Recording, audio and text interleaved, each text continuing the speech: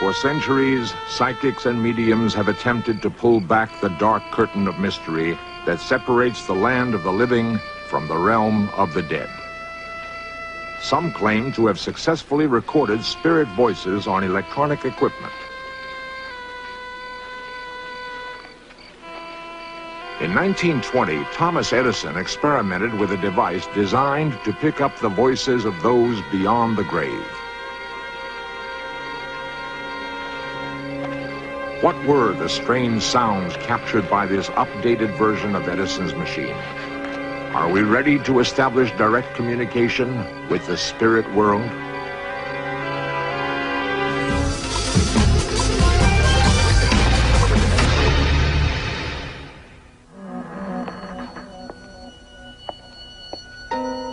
Man has always been frightened by the dark, troubled by the sound of echoing laughter, or hollow footsteps passing down long, empty corridors. At the S&A studios in Hollywood, California, there has been a history of occurrences that some say is beyond the realm of understanding. Many of the tales emanate from behind the massive doors of soundstage number 1. Mary Pickford once acted here. Cecil B. DeMille directed. One man recreates his own astonishing story. My name is Jerry Fitzpatrick. I was the construction coordinator at this studio for approximately 4 years. It is one of the oldest sound stages in Hollywood. It was one particular night I remember I worked all night by myself. We had a large set to build and I was here alone laying it out. I was tired, but I remember I stepped back over in this area to take a look at what I had done. But at that time, there used to be a catwalk right up here, about 15 feet off the ground, from one end of the soundstage to the other. Also, at that time, there was a staircase that came from this door down to floor level. It was at approximately 2 o'clock in the morning. I heard the door open and close and footsteps coming down the catwalk.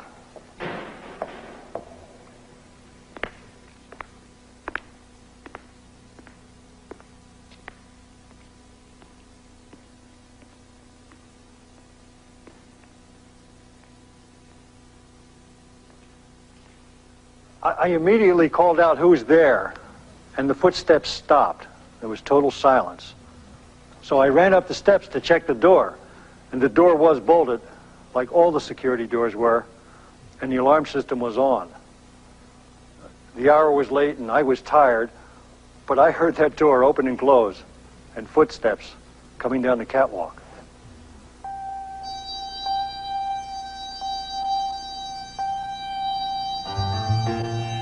Some have suggested the theory that the dead may occasionally re-enter our own time and space. Confused by their predicament, the spirits may call out for help or attempt to communicate. Many would suggest that the strange noises in this old studio are the product of overactive imaginations, but others aren't so certain. Could spirits actually be attempting to speak to us? One man may have uncovered evidence that implies spirit communication may occur with remarkable frequency. D. Scott Rogo is the author of Phone Calls from the Dead.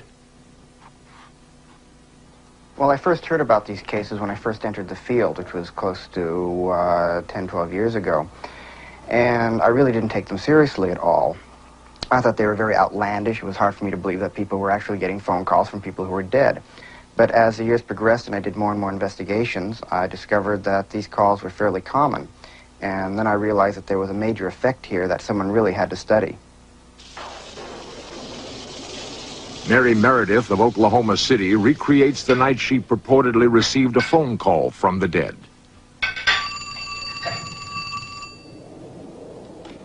Hello? Of course, I don't tell everybody about it, because a lot of people still think that I'm crazy when they even hear about it. But I know that it was, and it happened to me. Mary Meredith's case occurred in 1977. She had just been in the hospital. She had returned to her home not knowing that there was a letter waiting for her telling her that her cousin had died. She had been very close to this cousin. It was very soon after she read this letter from her mother that the phone rang, and it was from her cousin. It just really upset me when I got the phone call, and I hung up on the first phone call because it upset me. But when she called back again, I said, I cannot believe that anyone would call someone and tell them that it's their cousin when my cousin is dead. I can't believe this. I said, and I have been sick, and I can't believe anyone would pull something on me like this.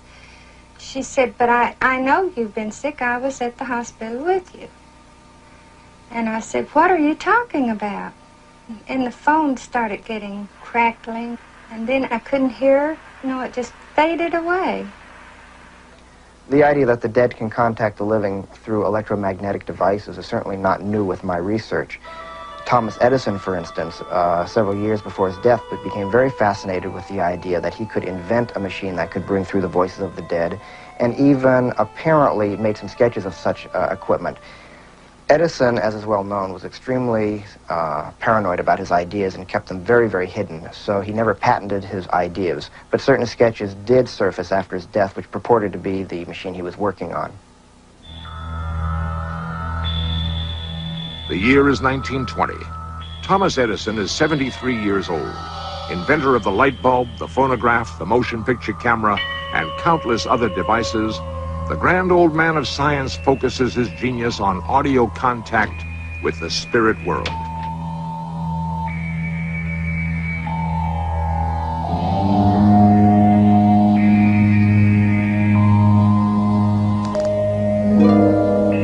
Edison claimed his research was unfruitful, but some believe he was on the verge of success.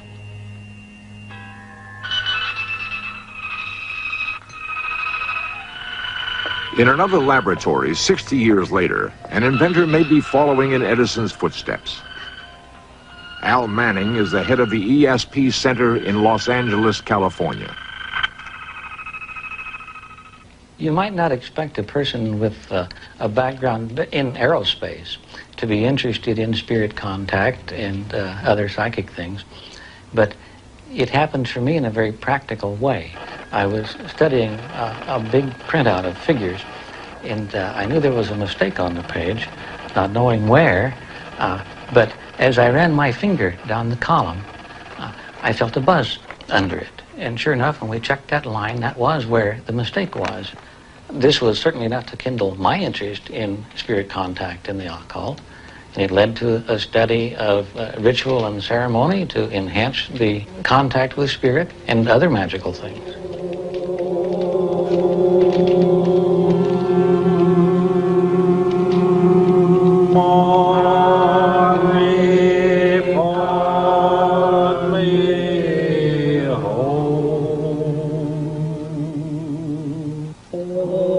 As Manning's research efforts grew, he gathered around him a group interested in exploring the field of spirit contact.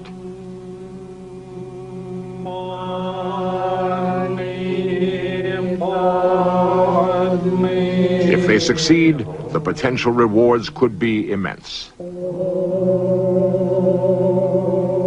Some believe that an awesome source of knowledge may become available to those able to break through the barrier that separates the living from the dead. Al Manning recreates a moment when he claims he accomplished direct contact with a spirit entity. I was sitting in meditation one day, and a spirit showed me a picture of a device, wild-looking thing, and spoke the word mica. I didn't understand it. I said, do you mean Formica? Very clearly it came back, no, mica. I don't know how it works. While photographing Al Manning's crystal device, cameras recorded a possibly strange phenomenon. Is it a reflection, a defect in the film emulsion, or like Thomas Edison, has Al Manning made a breakthrough of possible scientific significance?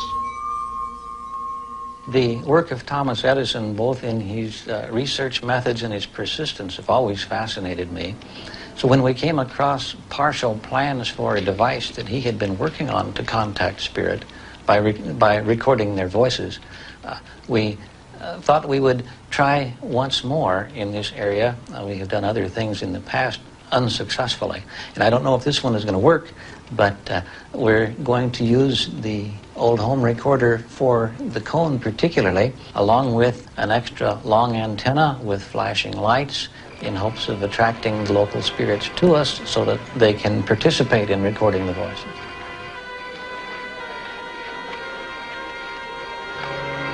What explanation is there for the remarkable sounds recorded through Al Manning's machine late at night in the graveyard?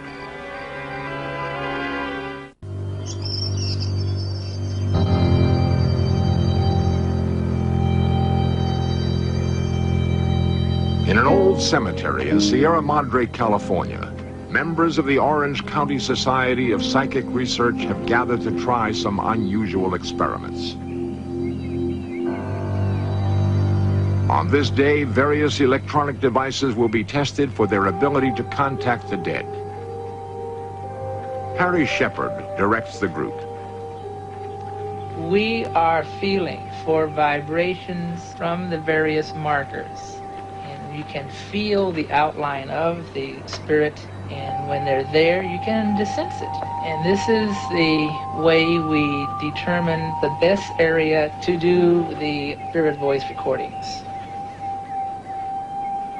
I get a sinking feeling here, and the child on the other side, I get a pulling over there.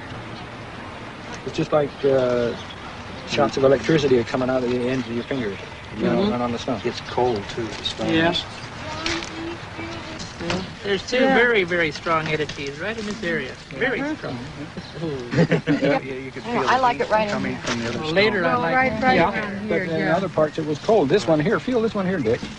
This would be a very good spot to tape, right in here. Well, that is. That's different. Isn't it? Side is a little cooler. It's even different. We have so many great locations now. Yeah, this place is fantastic.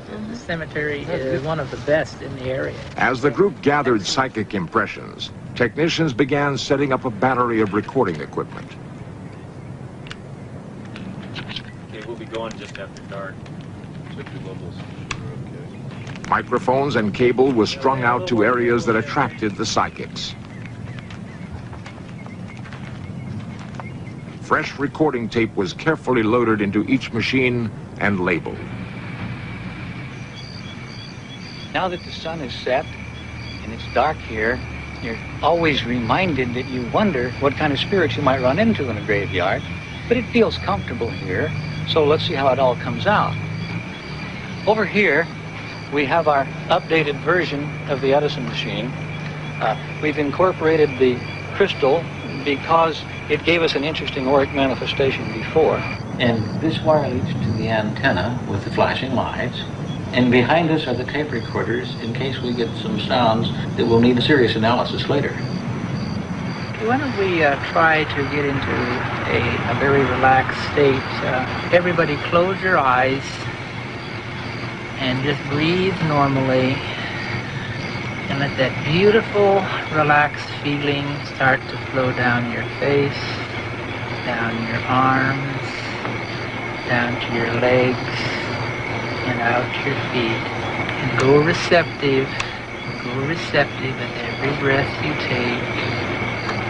If there's any spirit entities here that would like to communicate with us, we have 3 microphones mounted on this pedestal. You may speak into any of these 3 microphones, or you may rap on them for a yes or no answer. How long have you been in the spirit world? Is there anyone on Earth that you would like us to deliver a message to for you? Is there anything that we can do? The questions continued all night.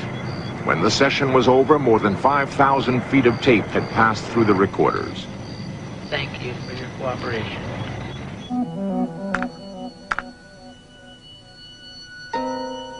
The following weeks were spent analyzing the sounds recorded at the graveyard. Technician John Kawamoto spent over 30 hours noting the dozens of unusual sounds on the tapes.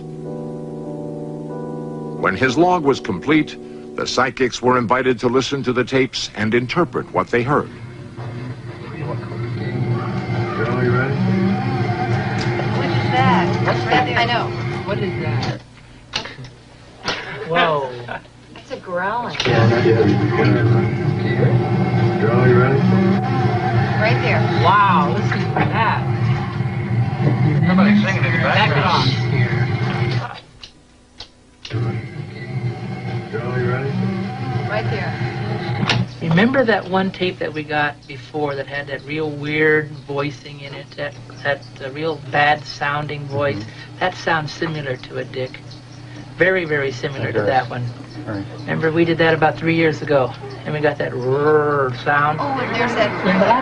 Yeah, that is a beautiful one. Okay, now that we listen to the microphones, let's take a look at the telephone and see what we see. We got some fantastic stuff earlier. Let's see what we have here. It says, any spirits here? We now have this telephone with us that is attached to this microphone and at this tape recorder through here. And you can use this now, if you wish, with the other microphones to communicate with us. Can you hear me?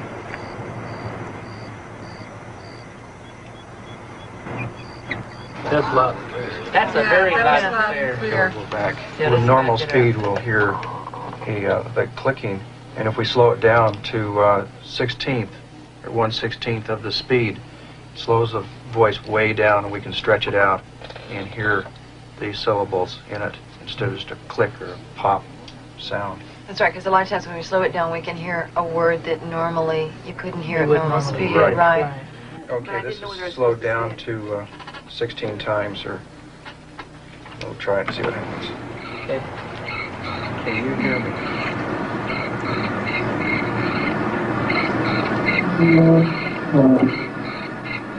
Wow.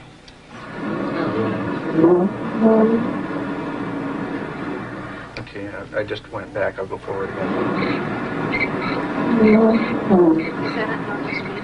What? It's definitely 2 words. Sound like, 16. sounds like it said listen that time. It's the same. Get 2 different voices. Help me, boy. Help That me was backwards. really clear. That was really clear backwards now. And listen was forward, right? Uh-huh. It's a...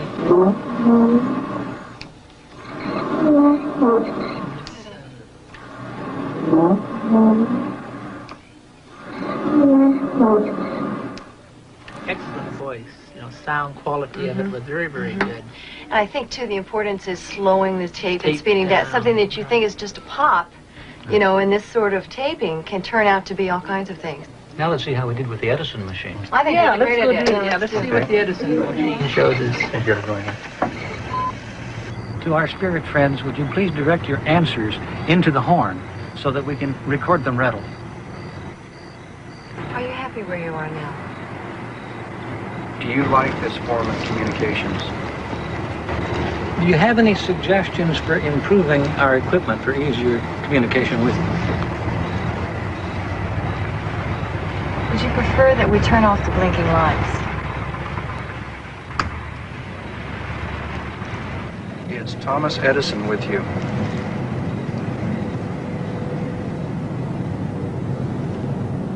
Can we slow that, Oh, listen, right that there. down and Look, listen to... Okay. Yeah. that's right where that Right. humming started, right That- there when you that's where turned the it lights sounds on. like singing or something, yeah. The slower And might it was be- just when the lights got turned on. Okay, you want it slow. Yeah, 16. Let's do it at the 16th speed.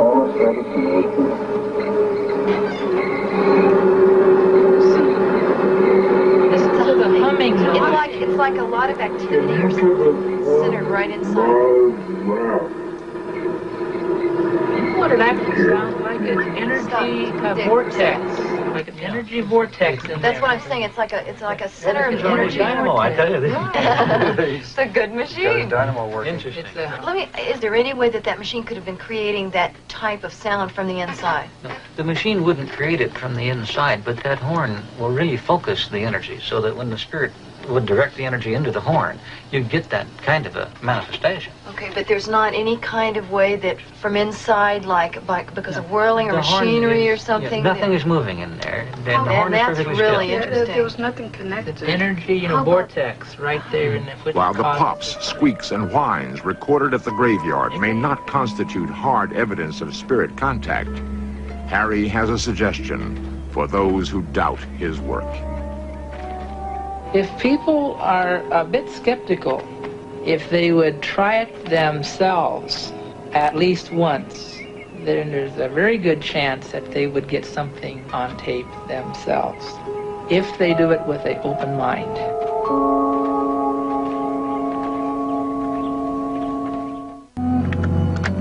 Will we ever have a major breakthrough in the field of spirit-voice contact?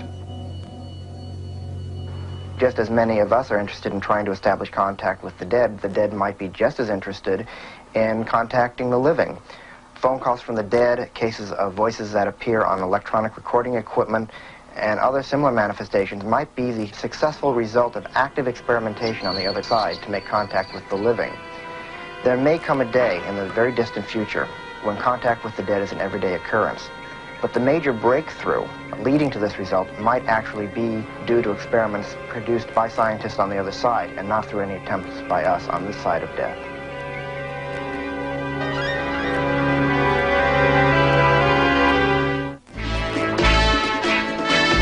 Coming up next, the 20th Century with Mike Wallace reports on the history of the U.S.-Israeli connection.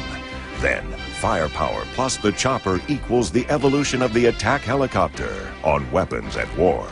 And log on at veterans.com, a new website brought to you by the History Channel. Veterans.com, a place where veterans, their families, and others can connect, share stories, and pass on the legacies of all American veterans.